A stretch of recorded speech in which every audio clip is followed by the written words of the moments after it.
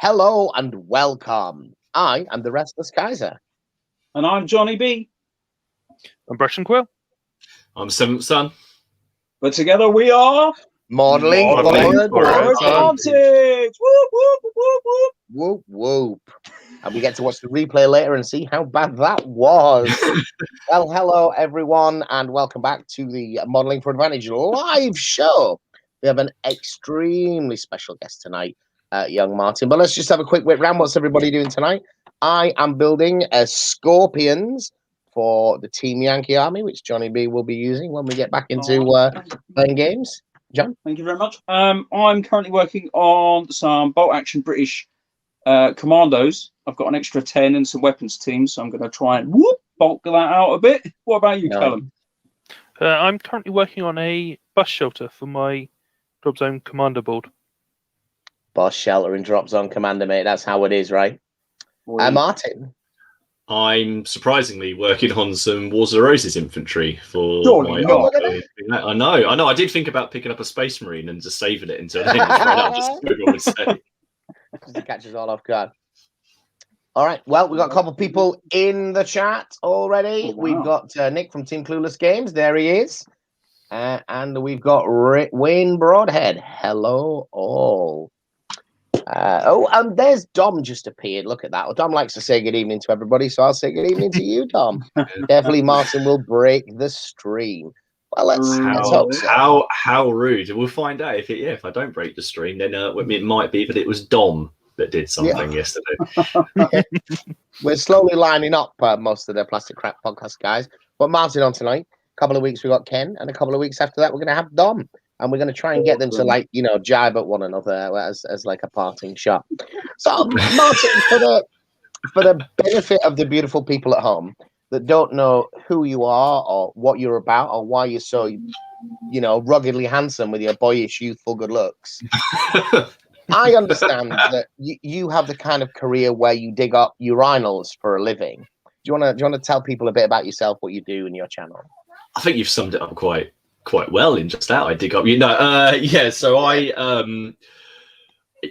my day job is I am an archaeologist, so I go all over the east of England and the Midlands ahead of where there's going to be development, digging big holes and checking to see if there's anything of value archaeologically, not monetary value there, although that helps, and then I report on it and move on to the next site. And I've done that now for 15 years. But I started my channel basically because I was searching for some videos on Napoleonic stuff, and I couldn't actually find them. I couldn't find anyone who was sort of doing sort of quick and easy painting guides, or what I considered quick and easy anyway. There were some quite long ones on there, and I thought, well, why don't I just do it? so I did a couple, and then because the main sort of focus of my channel is historical wargaming, and I'm into history anyway in a big way, and my job is very, very history orientated. I just thought it was just I just have a lot of fun with it, and I've just started trying to sort of branch out and bring sort of in my videos now bring more of the history into the videos to go with the wargaming, and but also have some games and shine some light on some less well-known game systems as well that I find fun. What, you mean like Black Powder? That's hardly a less well-known system. I mean like Dead Man's Hand, which I know that Dom up there went and bought and blames me. Which, right. Blames you in a good way or blames you in a bad way? He blames me in a bad way. I got quite a bit of that recently, actually, of people blaming me for purchases, but I don't think I could be held responsible. Right. Okay. So I had a bit of a look. So it started with kind of your channel started pretty strongly, didn't it, with your painting of things like the Union Brigade. What was it about that in particular then? I mean, British heavy cavalry in the Napoleonic Wars doesn't have a great reputation. Basically, why? Oh, do you mean why did I paint them, or why did I make the video about painting?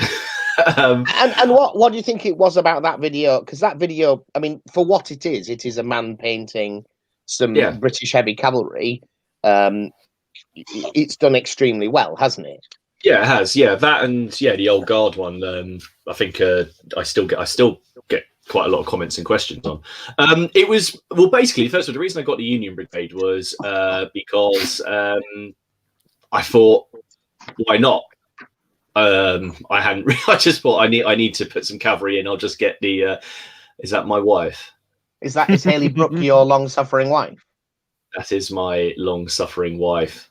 Right. When we get to talk about the performance of the units, you should switch out for her because she clearly beats you in all the games. Yeah, that's it. So you see, we've talked about on our things, we've talked about cavalry before, and she completely puts to bed the idea about because when she uses cavalry, they're amazing. Yeah, that's what you should have done, guys. You should have got the two of them up.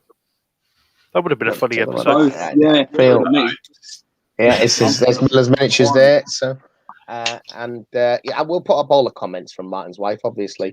So, who's supervising the children if she's watching you on a live stream? The children are fast asleep. Mate, you're lucky. Mine is still very much awake. No, the kids are all go all day, and then I'm very fortunate that they sleep through the night, and generally always have done. So we're very lucky that way, which allows me to do paints and have gains. So, but no, the Union Brigade thing. Again, I couldn't find anyone who'd ever painted up a video, done a video painting up the Union Brigade, right. Or doing British Cavalry. And because I started because the contrast paints had come out, I thought, well, I'll see if I can get, because I want the one. You see, one of the things that that they are ideal for in my bit is cavalry, certainly horses. I detest painting horses, and I try to spend as least time. It's just my little painting thing I don't like. So I tried to spend as little time on them as possible, and the contrast paints helped. And then I thought I'll just try and do the man as well. So I split the video into two to do that. But yeah, they do. And then I got the inevitable comment saying that I had to go back and change it halfway through because I don't think anyone noticed, but after I put it out, it'd been out for a couple of days, and I got the uniform. I did a big glaring error on the uniform, so I edited it and re-uploaded it quite fast. Well, now, by Napoleonic standards, when you say big glaring uniform, you mean like a yellow trim on the epaulets when it should have been purple, don't you? Yeah, pretty much. Not a blue jacket opposed to a red jacket. Not that sort of glaringly. I think it was even minor than that. I think it was I put I'd use like a white cuff instead of a blue cuff, but because I'd said in the video I was deliberately doing the Union Brigade, right? And it's because I better go and sort that out. Blimey. Jason from Battle Knights checking out who is that guy on the top. Jason's just released a video today. He's painting logs, and in there it opens with an exciting new adventure for me in the future because he's painting the Song of Ice and Fire Starks for me as a commission there.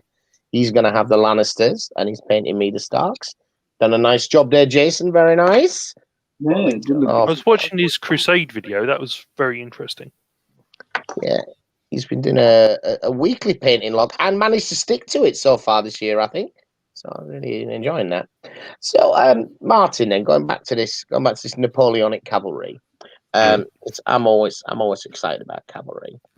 British Army. I have the problem that you have in that that you kind of refer to. I think cavalry is so very important and so very powerful in a lot of games, but it has to be handled very carefully. I kind of grew up on WRG 6th edition Ancients, where you had cavalry, where you had 5 model units, where you'd have 20 or 40 model infantry units. And as soon as they got shot at, they were just useless for the rest of the game. Because they were just never going to... Because it was done on sort of tables and charts, so you're just never going to have that shock factor. But the British Army in the Napoleonic Wars is notoriously short of cavalry. And I'm bringing this up because Callum's a big Sharp fan, so he'll be able to chip on this a little bit. Do you want to talk a little bit about why that was that your hand up, or were you just moving a light there, Callum? Oh, I was trying to move the light so that you could right. I want to come in on this. me, just me. I mean, so that the British Peninsular Army fights Napoleon for 4 years, and there's hardly a horseman in sight. What's that all about then? Well, it was from what I understand, it was about the terrain. So the terrain in the peninsula is much more suited to light cavalry, where you're doing skirmishing. And, like, there's no heavy cavalry there at all. But the Carabiniers and the cuirassiers from the French side weren't there either. It's very much the lighter cavalry that's doing all the scouting and stuff. Especially if you look at the yardage that they go back and forth, then yardage, miles, kilometers, then it's huge. Oh, right, the amount of ground that they cover. Yeah. I meant throughout the whole thing. So they go all the way into Spain and then go all the way back to Lisbon in like a year. And just trotting heavy cavalry around for that. 600,000 men to Moscow from Warsaw, so I'm not sure I'm buying the distance thing. But was it in Spain? That's how army. It's not that kind of distance. That's not walking everywhere is very much a feature of armies until sort of 1960, really. Just in case you hear something in the background, we've adopted a cat today, so you may hear the wife trying to coax him out from a hiding place. So, what about you, Martin? Then British cavalry in the Peninsular War. In the Peninsular War, it's just fairly ineffective and just used for scouting and reconnaissance. That's how I view it. Obviously, they start to when you get into the later period. Once you leave the peninsula, you get into 100 days, and they started trying to bring sort of cavalry to bear a lot more. But no, I just find yeah. Sorry, I was going to say 100 days was a set piece battle, really. You had Quatre Bras and then Waterloo. That was kind of it from the British side of view. I was going to say that's a very Anglophile perspective you've got there. I wouldn't say that was what the 100 days was, or the bit that was decisive. No, I mean there was, but what I mean is we were talking about British cavalry. Yeah. So the British heavy cavalry had a much better, setup for that battle than they did having to haul all their equipment in the peninsula. Is what I'm saying. Yeah. I'm not sure if Martin would agree with me.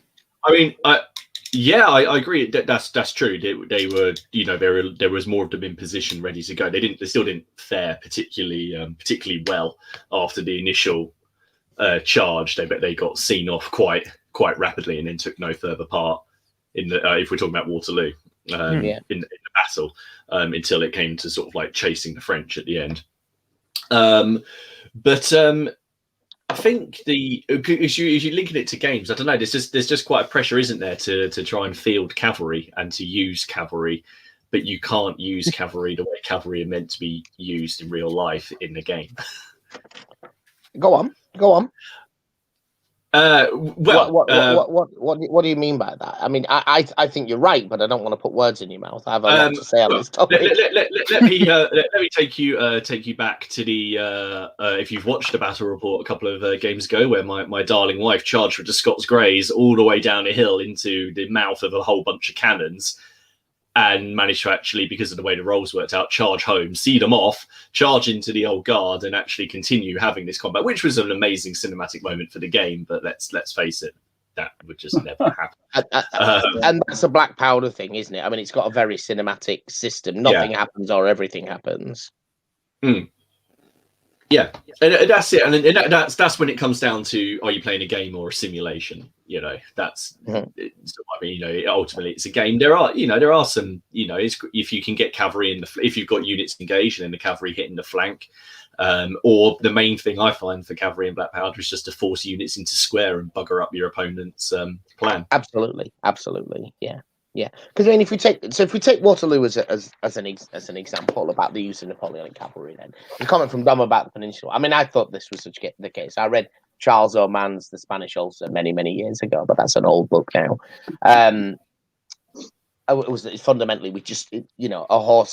a transported horse on a ship takes up the space of 3 or 4 guys with its fodder. It was just a logistical issue. But at Waterloo, there is a lot of cavalry. And the French cavalry is not as good as it had been. They lost all of their good horse stock in Russia. They replaced a good chunk of it on the retreat through Germany. But again, that was an incredibly bloody campaign. And then you've got the British cavalry there, which is the first time there's been a large-scale deployment of British cavalry, so far as I know, in the Napoleonic Wars. So actually, most of the cavalry at Waterloo is relatively inexperienced and is relatively underperforming. British cavalry not inexperienced in terms of not served very long, but they've not been deployed. They didn't go to Spain. But the numbers and then their employment. So Callum mentioned light cavalry earlier, and you've got divisional cavalry. But at Waterloo, you have 2 French cavalry corps, as in addition to the Guard cavalry corps. That's a lot of cavalry. Yeah. And again, the British have got a heavy and a light cavalry division, I believe. Can't quite remember. I think the British stuff is brigaded into a heavy and light division. I'm not sure. Maybe somebody else knows. Yeah, I believe it is. It's the dragoons and then the household cavalry are the heavy. But then, so how at Waterloo, famously, Napoleon goes for a dump and he's got piles, so he's struggling and he's gone for a while. And then Ney's like, I'm the ginger guy, let's just get him. And off he goes with the entire French cavalry forces. And that leads to the near destruction of most of the French cavalry. But if it is brigaded together in corps-sized formations for the shock cavalry, how is it intended to be used? This is something I'm quite interested in. Is if you're not intending to use it for mass shock like that, what are you using it for? Because your heavy cavalry is definitely not prancing around at the edges of the battlefield, patrolling and skirmishing and doing lots of those bigger scale things. It must be intended to be used in that kind of role. And I wonder actually how decisive cavalry was in the Napoleonic Wars, despite our fears of it. How much of it is turning a battle won into an annihilation? Those kind of ideas. Well, it must have had some impact for it to be used all the way up through the First World War. You know, you don't keep using something if you feel that it has no purpose. I do. Less said about those sweets, the better. But I mean, when most of the heavy cavalry got rid of their breastplates by this point, hadn't they? By Waterloo, it was only the cuirassiers that really had them still. I think it's the French around this period that they start to bring them back, though. Because I don't know much about cavalry between Waterloo and the fateful charges of the First World War. So, yeah. But it's interesting if you. Who was it? Somebody made a comment about trying to kill Wellington. That was Miller's, I think. Yeah, which is actually a reference to the start of Sharp's rifles. Oh, is it?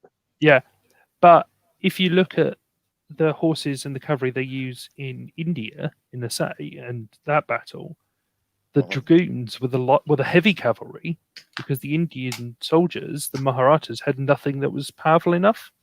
They were all on tiny little horses that just got knocked over by these dragoons' horses, which are considered small horses in the British Army.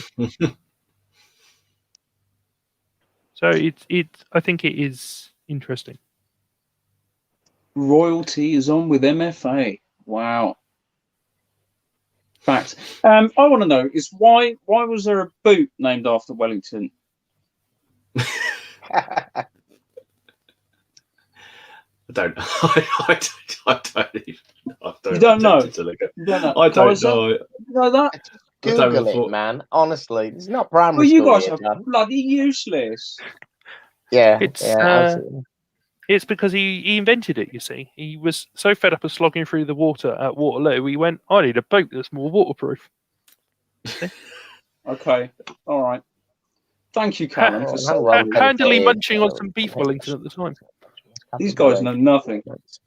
Yeah, so yeah, Dom. I mean, you're absolutely right in that respect. I'm, cavalry on cavalry actions and so forth.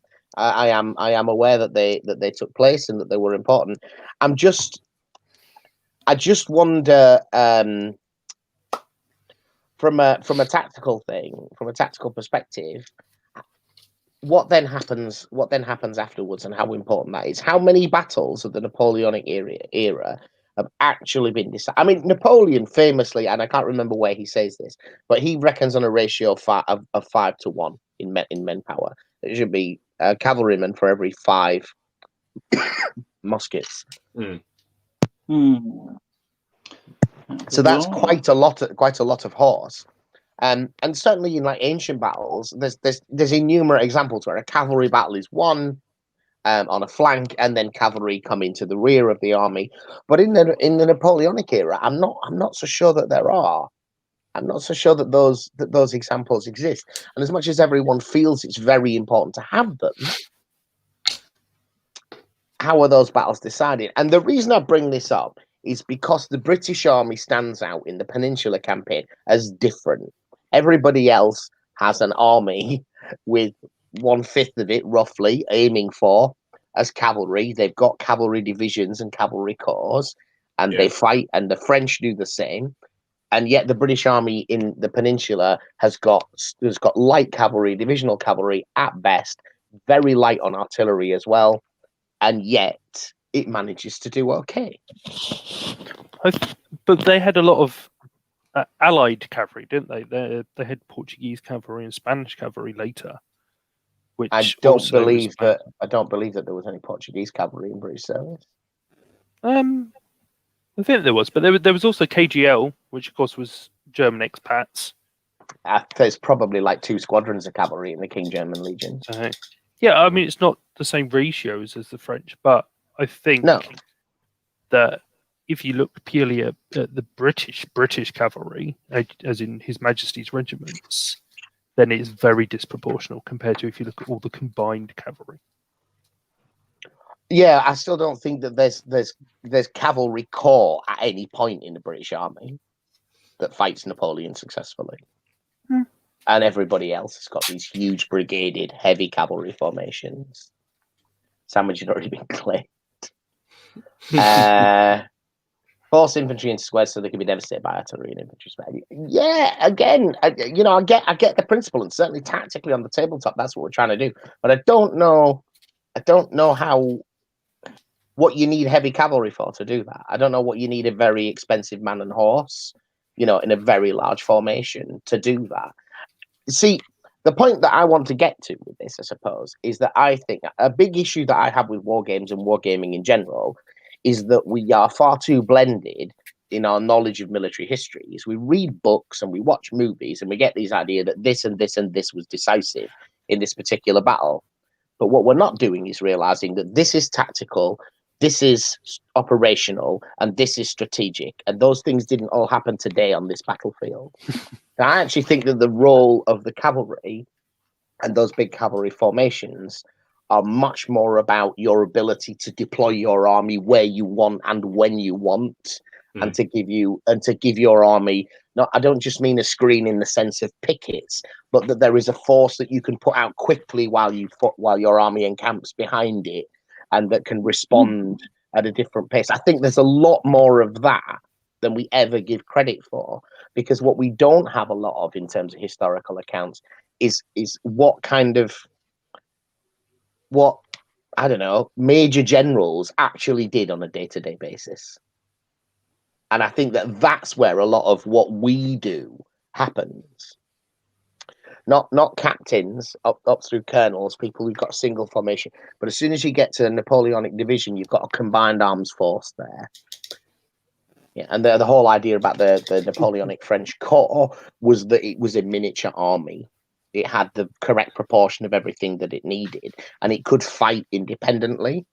So I find this. I don't have clear answers to this, by the way, but I do think that things like cavalry are much more strategic and perhaps much more psychological. I do think that heavy cavalry was on its way out.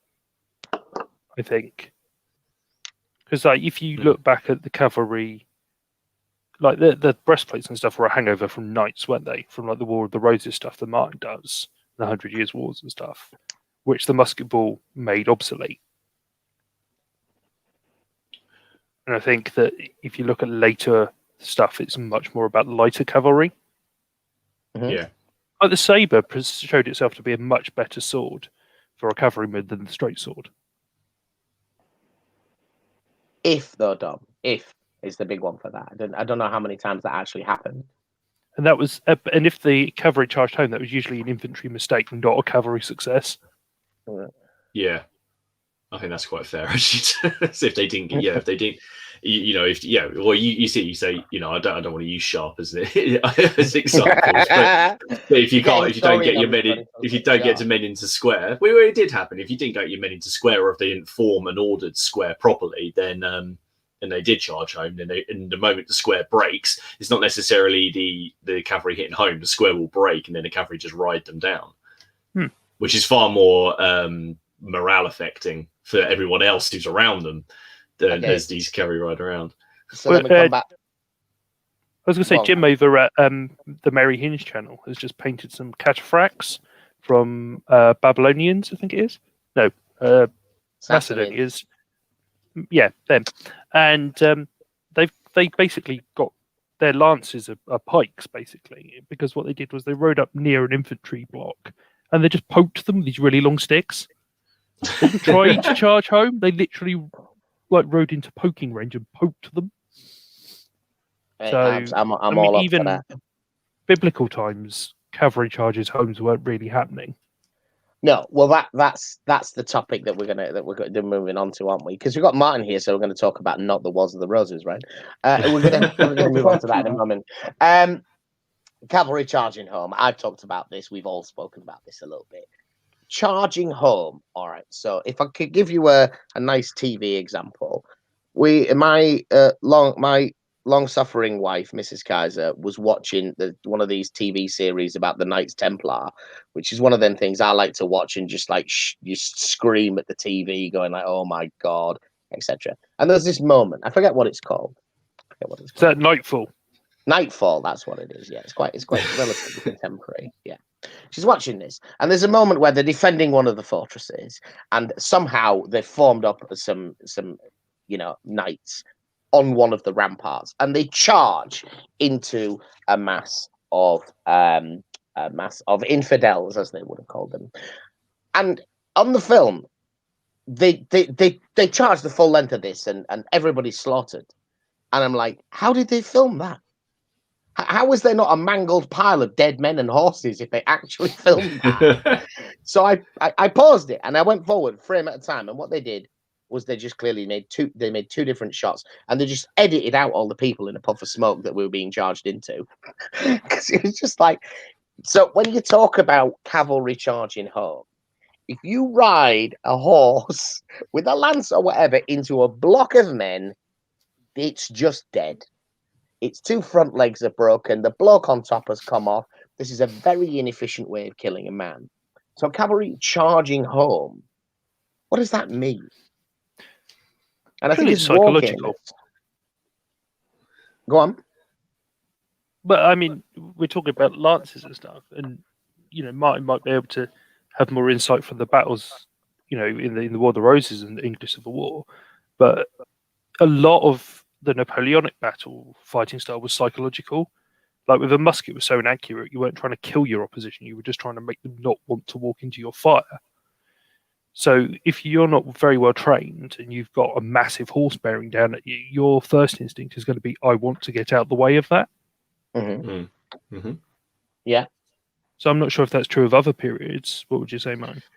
Well, if we talk about, if you go to the Wars of the Roses, there's quite a few. I actually went and just double checked, but there's quite a few times that cavalry were used to go and engage. So if we talk about, at Towton, there were cavalry that were kept off by the Lancastrians on the side, but they only engaged once the main battles, the three battles, had engaged.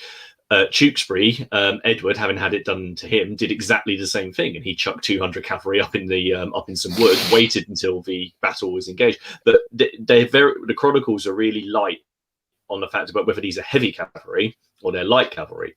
They're very loose about this, because if once the battle is engaged, if you've got just 200 horsemen coming down at the rear ranks, they'll get in among them. They're not defended, and they can't, because if you turn around to face the cavalry, you get your head lopped off by the person who's standing behind you. And in fact, there's only one cavalry charge that I can think of, which arguably is cavalry on cavalry. I know we talked about this before, Kaiser, and that's the cavalry charge of Richard III in the Battle of Bosworth. He took his cavalry. He led the charge, heavy cavalry, went down, engaged with other heavy cavalry, but because there was loads of French pikemen nearby supporting, got himself into a bit of bother very quickly. So that's decision. Yeah, that's it. So his initial charge was incredibly successful. He got within arm's reach, pretty much, of Henry Tudor. He killed Henry Standard Bearer. Yeah, and he also, I can't remember the name of the other bloke, but he chopped off someone's leg as well, who was on a horse. If he had been a bit quicker, then it would have been it. That's it, you know. But he overextended, and the cavalry became bogged down, and literally, and he was unhorsed and brutally set upon. Poor Richard. Indeed. But yeah. One of the great things about Richard, and I am a bit of a Ricardian, obviously, as a Yorkshireman, but Richard probably was England's last genuine warrior king. He fought for his kingdom, and he did lose it, but he did fight for most of his life. He was warden of the Northern Marches after Warwick betrayed Edward, and he'd grown up with them. Yeah, I mean, Dom, I think you're right, and I think one of the things that I'm interested in getting to as a wargamer is that, like, when we assess a game and we talk about how things happen, I think it's important to understand what is actually happening. So, how much difference all of this equipment makes. You know, does it actually matter that a man has got a lance or a mace or an axe when he's charging at a block of formed infantry? I think it only makes a difference if it makes the other man more scared of you, because you're not impacting with them anyway. I think what cavalry actually do is chop up people who are running away. And movies really struggle to present it because I don't think anybody's entirely clear on what happened. And to be fair, no one's done it for hundreds of years. There was a reference to the First World War was made earlier. And actually, it's a bit of a, like so much of the First World War, popular misnomer. There were a few instances where British and German cavalry met one another. The German cavalry would generally couch their lances and raise to the canter. And the British cavalry would get off their horses, pull out their short magazine Lee Enfields and shoot up all the Germans. It wasn't us that did the fighting from horseback. But it does fit with the popular mythology we have over here about incompetence in the First World War. We assume that that's what they did, but they absolutely did not. I've run my bike into a wheelie bin and I knackered the front wheel and wrist. Mate, if we ever needed more evidence of why cavalry charges are not actually delivered, there it is. Man versus wheelie bin losing. Had the wheelie bin formed square?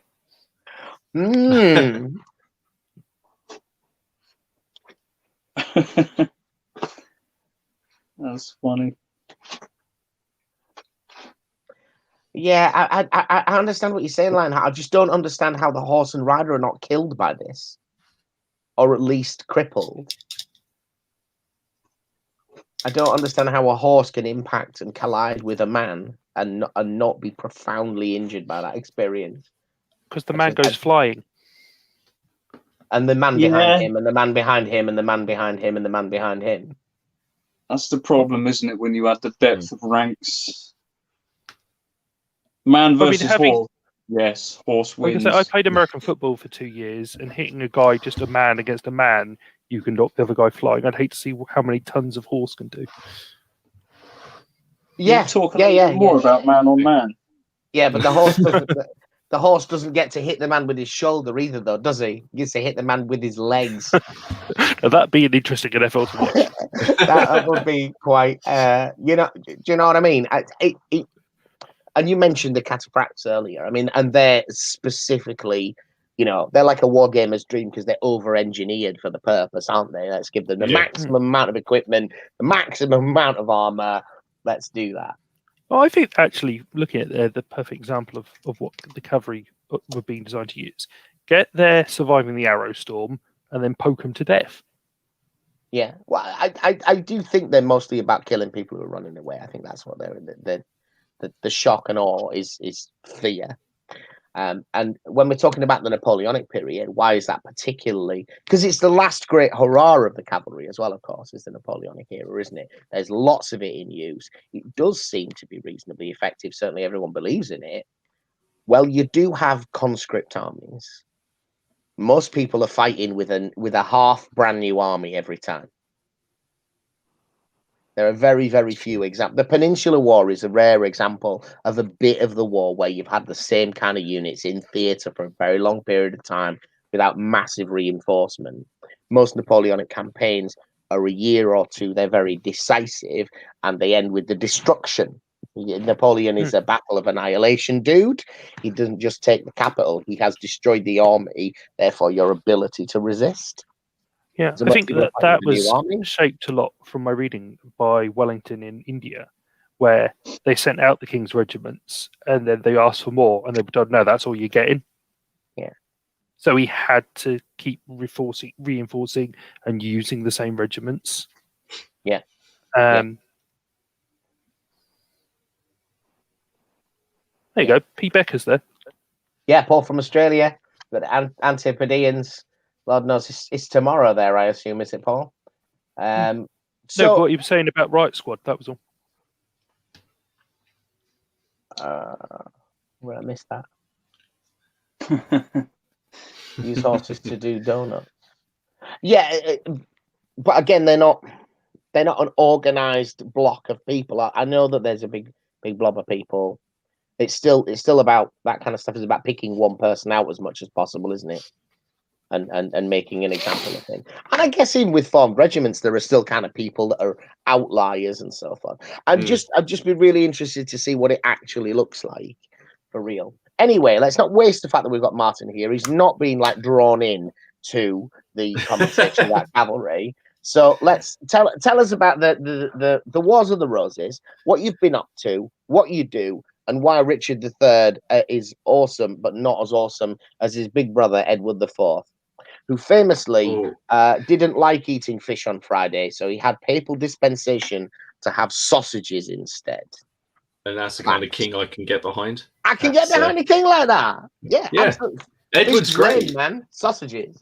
Edward is fantastic. Is an English king. You know, the guy won his throne twice.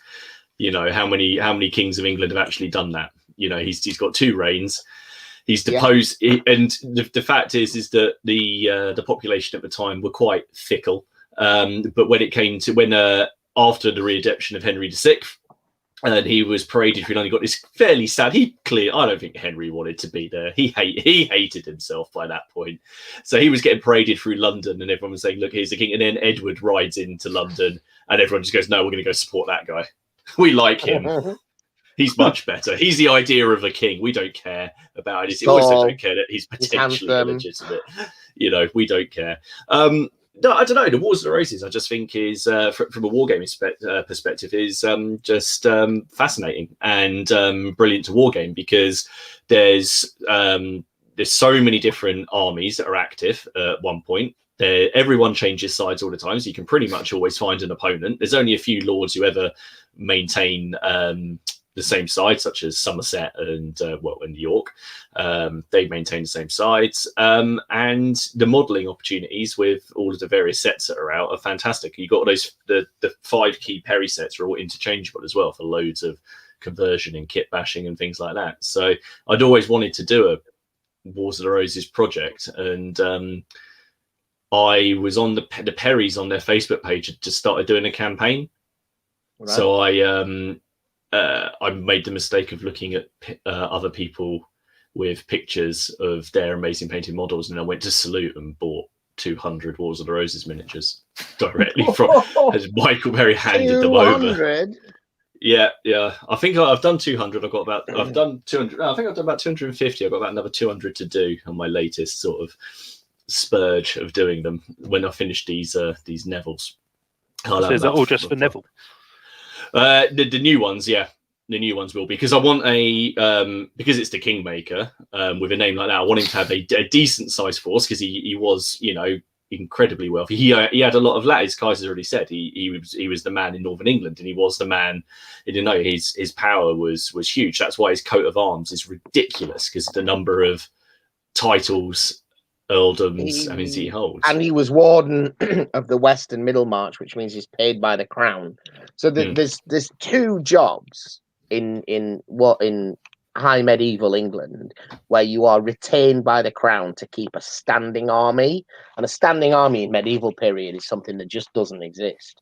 Two jobs are captain of Calais and warden of the northern marches, of which there is a east, west, and Middlemarch. Neville was warden of the West and Middlemarch and captain of Calais. Yeah. So he's got a lot of crown money to retain soldiers that wear his livery. And that's where the whole problem comes from, is that the soldiers are loyal to their lord, not to the crown. And that's that's the idea of bastard feudalism anyway. So that's the big problem, and that was created by Edward III. It's the great Edward III, you mean? Yes. If I've got these two armies, I've either got one massive Yorkist force, and I can fight the early periods of the War of the Roses, even though the early period is more or less like one of the largest part of the battles, or I can play the sort of middle to later period and have two slightly smaller armies of about 200 models each fighting each other. That was my thinking anyway. But he's got so many men on his payroll, like knights and lords, and because you can research and find all of these out, I can basically scatter these lords and that through the army to keep things interesting. Are you going to give him? You were talking about on the stream last night about having special rules for special characters. Yeah, you're going to have some representation of all of his off battlefield court Machiavellian style stuff represented. Yeah, we're going to have to, because you don't want to make it game breaking, even though it's very tempting to just have a special rule that just says money. I think something that, because what Warwick did fight as well. He wasn't just he wasn't we're not talking, he wasn't sort of, I think, once anyway. Yeah, well, yeah, definitely. He definitely fought once. Didn't go too well. In fact, I think is it Second St Albans? I can't remember where Warwick dies. No, Barnet. He fought. He was in battle at Towton, and he was in battle at Second St Albans. No, Barnet for sure, because he got killed. But he did fight at Towton, because that Towton is an odd battle though, because of the no mercy and the no quarter that was. But Towton was the ultimate grudge match, basically. By that point, both sides had done so much to. So, Martin, for the benefit of the viewers, let's just put this in context a little bit, because we're talking about specific battles now, and the Wars of the Roses. It does have kind of three distinct phases, doesn't it? So let's just. Do you want to just give me a little bit of an outline? Yeah. Okay, so you got the initial phase of the Wars of the Roses. I mean, you can break it. I mean, the Wars of the Roses, I think if you count up, there's about 27 individual actions over 30 years. But there's loads of minor rebellions and things as well, and sieges that you just can't. That it just becomes innumerable. But the initial phase of the Wars of the Roses starts with the first Battle of St Albans in 1455, where the Duke of York, the Duke of Warwick, and the Duke of York, the Earl of Warwick, and the Earl of Salisbury try to rid the king of his evil advisors and attack the king's army. They're not attacking his wife. They're not attacking the king. They're attacking his evil advisors, and they're very good at it because they killed them all. So that went very, very well. And in fact, in that battle, only about 60 men died. It's just that about 45 of them were nobles. But the main ones are killed, and that's Somerset and Northumberland. And that battle, fundamentally, if you go to St Albans today, takes place sort of on the main drag, just up from the pedestrianised area where there's a load of bit of a street market running. It fundamentally happens in that area, and if you look at the side roads going off on one side of it, essentially the Yorkists surround. Yeah, because I think it's Warwick walks around the back. He goes through the back garden wall. Yeah. But it's more that fight in which it's only about 50 people die. I think there's a lot more posturing going on and a lot more like, we're here for the king. And Warwick just kind of gets in round the back and nabs him and bundles him into a church. Yeah, that's it. And you got to remember, the king at this point is Henry VI will probably go down in history as the most ineffectual king we've ever had. And he's basically just handed around like a bag for 30 years. And that's it. And to be fair, we've got him painted up for our games, and we're just going to use him. We're going to play a game and it's going to be captured a bag, but it's going to be Henry that's just been passed off around the board. And then after that battle, it kind of goes quiet for about 5 years. But the Margaret of Anjou, that's Henry's wife, is much more adept at running the country and gaining support. Eventually has a revenge, and the Yorkists are basically kicked out of the country with Warwick supporters as well, back to Calais. They re-invade. You have the Battle of Northampton, where they win another very quick victory, but then things start going very wrong for them. And the Yorkists start to lose. At the Battle of Wakefield, the Duke of York is killed and apparently has his head chopped off. And because he had ideas of kingship, his a paper crown is nailed to his head, and then its head is stuck on a spike on Micklegate Bar in York. Now that's probably crap, but it looks and sounds cool. And Micklegate Bar is still there, right? You can go. It is still there, yeah. And on top of that, they kill Warwick's father. They also kill the Duke of York's second son, George. No, not George, Edmund. And the Lancastrians think they've got it in the bag, and they go, "Oh, we'll just go and we're going to meet up." However, the Duke of York's son, the sprightly 18-year-old Edward, Edward Earl of March at that point, decides to fight a battle of Mortimer's Cross. He's now Duke of York. He is technically the heir to the throne at this point, just through various the Act of Accord, which meant that Duke of York becomes the heir to the throne, not the king's son. And the Tudors, who obviously aren't very important, they turn up to fight Edward, and he absolutely decimates them. And then Gaz basically just goes on a bit of a revenge spree and just executes a whole bunch of them, including Owen Tudor, which is Henry Tudor's grandfather. And this is what I mean, this escalation, this because normally nobility would be ransomed, by and large. If they weren't killed in battle, you could expect to be captured and ransomed. That doesn't happen in the Wars of the Roses. The common man is almost more safe. Probably because there's what's happening though is we're getting, because this goes on for, as you say, about 30 years. If you look up any particular battle, you'll say it's like Percy Earl of Northumberland is here and saying, yeah, that's the third Percy Earl of Northumberland, by the way. His brother and his dad died in 2 previous battles. And you get into that bit where there's so many of them dying that you've got 17-year-olds in control of massive earldoms. Yeah. And this is the thing. You have effectively the first phase ends with the Battle of Hexham, or technically it ends with the Battle of Towton, the biggest battle fought on English soil. Certainly the bloodiest. Yeah, if you believe the figures of the day, it's responsible for the death of like 1.5% of the British population at the time. But it certainly, even if we take, we look at some more realistic numbers there, then it's still going to be the largest battle. Edward secures his throne. He then spends 4 years mopping up resistance. He becomes king. Warwick tries to marry him off to Charles the something of France and his daughter. Edward, however, decided to marry a English divorcee, an ally with the Burgundians. This ruins Warwick's plans and starts the second phase of the Wars of the Roses, when he kicks Edward out of power and puts the Lancastrian King Henry, who's been sat in the tower, back on the throne. Edward, who's over in Holland, comes back and says, "No, I just want to be Duke of York again. I have no plans on the throne." And then he comes back, raises an army, and says, "Actually, no, I'd like my throne back, please." Henry just goes, "Okay," because he doesn't like.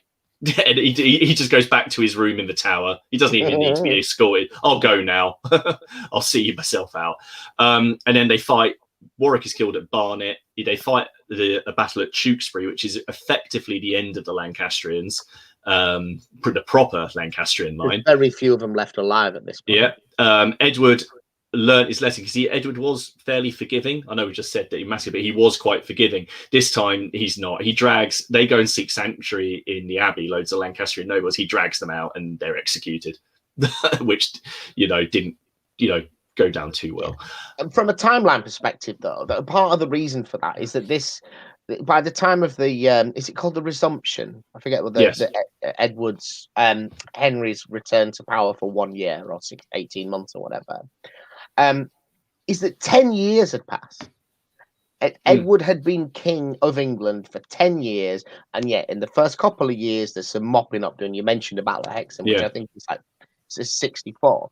But by the time of Warwick's rebellion, when they bring this Lancastrian army or this French army back, basically, Edward's been on the throne for 10 years. He is solidly and comfortably king. Yeah. So his response to this, it's like, although now it seems like a single and continuous event, there's really been a 6-year gap since there's really been any fighting. There are big gaps. Have been settled, and now you're starting it all up again, and I'm not having that. And in 1471, he does not, like you said, there's the Abbey thing, but then all these Acts of Attainder get put out as well, don't they? Yeah, they do. And Attainder isn't just the end of you; it's the end of your line. Everyone is. It used to be this really it was very rarely bought out. But in the Wars of the Roses, it happens every time there's a battle. Everyone's attainted.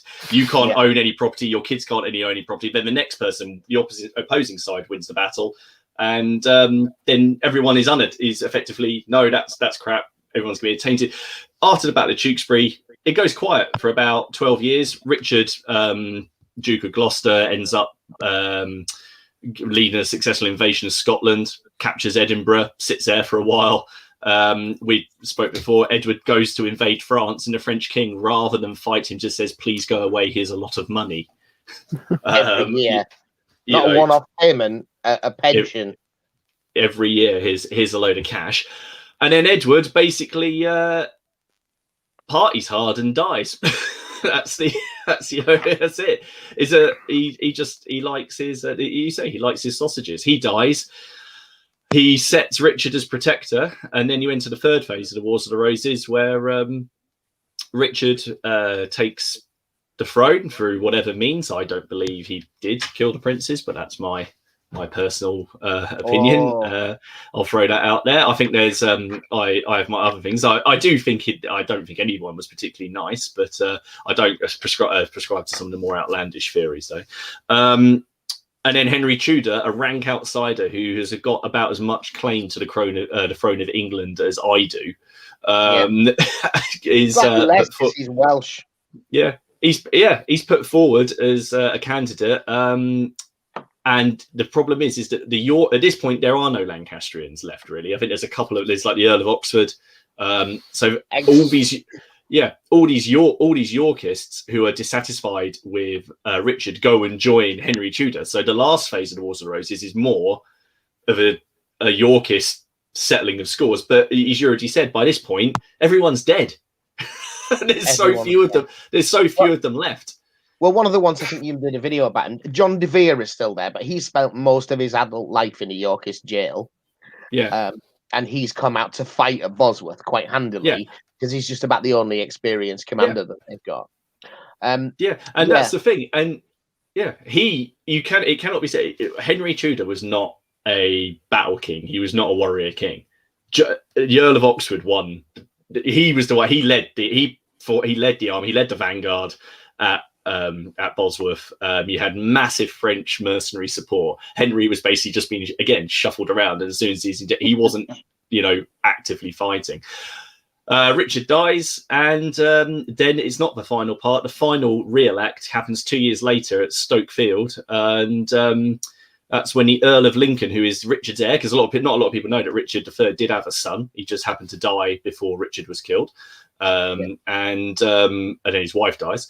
And his nephew, who's the Earl of Lincoln, becomes it, and they crown Lambert Simnel as Edward V, who's the pretender. They bring him over, they raise a big army, and they get chopped to pieces by Swiss and German mercenaries in And Stoke.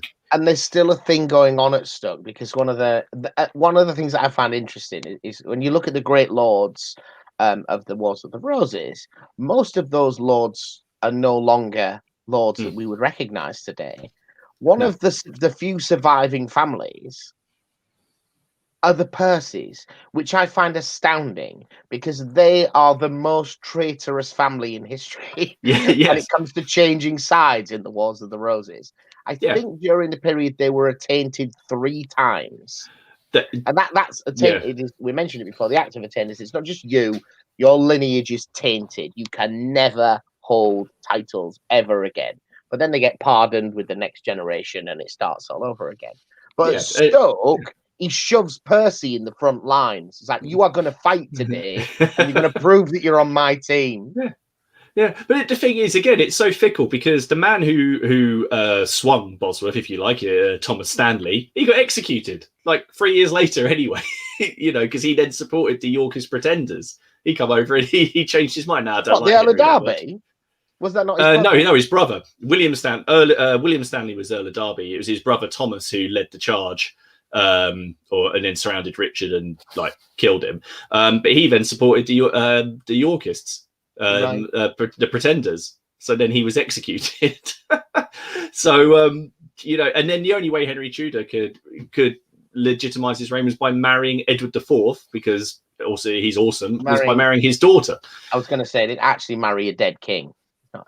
To be fair, because it's not Egypt in the pharaonic times. We cannot overstate how awesome Edward IV is. I said to you guys the other day, they disinterred him about 100 years ago because they were doing some repairs to where he's buried in Windsor, and his skeleton is just over 6'4", and for the time, that's massive. And then you've got to add armor on top of that, and then you've got this guy who was known for fighting in the thick of it as well. And so if you saw him coming, I don't know about the psychological effect of a horse. I'd just leg it from him. It's not like he's going to hide, though, is it? 6'4". No, but just squat down, sir. Squat down a bit. He was one of the things that happened. Wakefield, which you mentioned earlier, which is in, I think that's 1460, isn't it? That's the year like everything happens.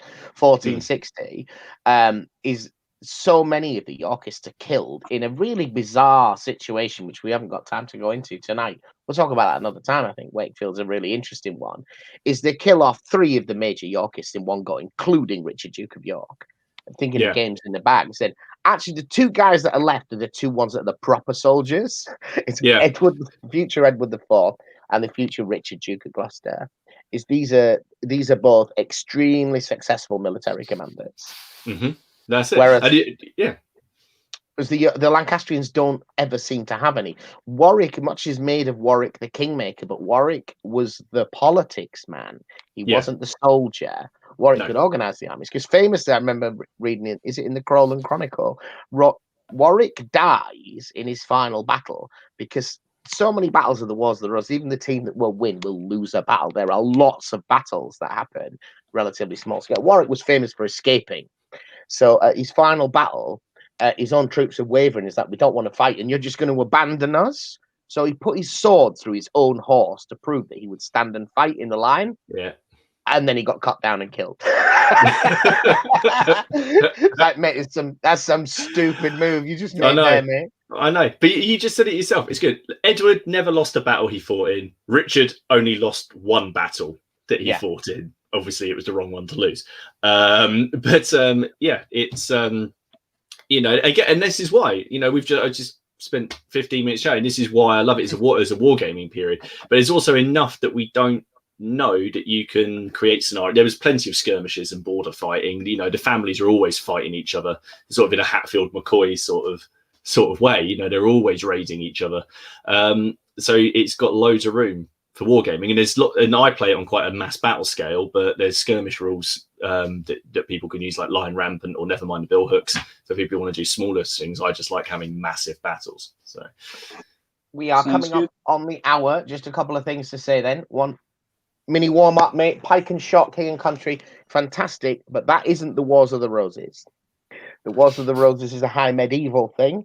It's 1453-ish to 1487. Would you vaguely agree with those dates, Martin? Yes. I was sitting there going, because do I commit to the end? Yeah, 1487 is the last proper military action. Yeah, that's Stoke, isn't it? 1457, yeah. Stoke Field. Yeah, okay. And 1453 is the loss of Gascony, which is what kicks off the problem with Richard, Duke of York.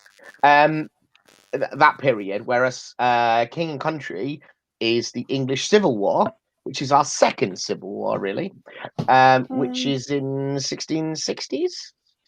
Yes, four separate wars, really, but isn't it? You got the Bishops' War and then 3 English civil wars. Oh, the Bishops' War. I'm much more interested in doing the Bishops' War, but I fancy making myself some Covenanters because I like to be doer and reform Protestant. Right then. Anyway, the hour is up. I have part built this Scorpion light tank. Look at that, mate! Achievements. And I have given up on Logitech delivering and ordered one from Amazon. So hopefully I will be even more beautiful next week. John? Say it ain't so. I just want to say that most of what you guys have said tonight seems true. I've got at least 3 pages in here about the War of the Roses from my British History Encyclopedia Mini. And yeah, it checks out. So well done, guys. Well done. Thank you. And what did you achieve tonight, John? I'm redoing a webbing on my commandos, so I'm pretty much there though. So that's good. I did a bit, and I'd like to think that I learned something. That basically you guys are into EastEnders, and that's cool. EastEnders in tack and harness, mate. Basically, mate. Callum? Awesome. It does sound really good. Sorry. Yeah. So apart from asking the person that hates painting cavalry about cavalry, I managed to. You painted a bus stop. You painted a bus stop, and then started on my ogre again. Ah, the yellow ogre, the Blood Bowl one. Yeah. Very nice. And you, Martin, chatting away there, teaching the Wars of the Roses in 10 minutes. I finished. I've just got to do delivery on these 6 guys, so that's another just base. Delivery, just the just delivery. Well, just the badges left, but Warwick's badge is easy because it's a line. So there we go. Awesome. All right, the Kingmaker. Well, guys, that was us. It's a big mate, Dan Skull, joining us at the last minute there. Right, next week we have got Family of Gamers. 777. So we first started chatting to them because they did what's it called, the Greek heroic game, Mortal Gods. Mortal Gods. Absolutely, we started chatting to them. They do Sengoku as well. I think it is the Japanese Test of Honor. That's it. Test of Honor. They also play. So you might be interested. So they're nice group. Sudoku, Sorry? yeah, do Sudoku. Sengoku, I think I said, which I think is actually a computer game about feudal Japan.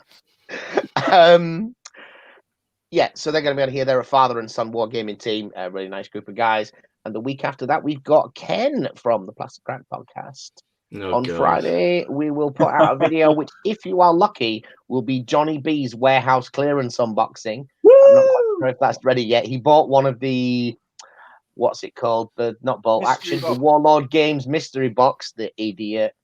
Mate, I'm telling you, next time, give me 45 quid. I'll give you 10 sprues and some dice. It's You not be the sweet. same. I'll keep the box. You can fill it I'll with wrap random it nice. stuff. All right, then. All right, guys, that was us. Thank you, everyone, for tuning in. Take care, and thank you for watching. Bye-bye.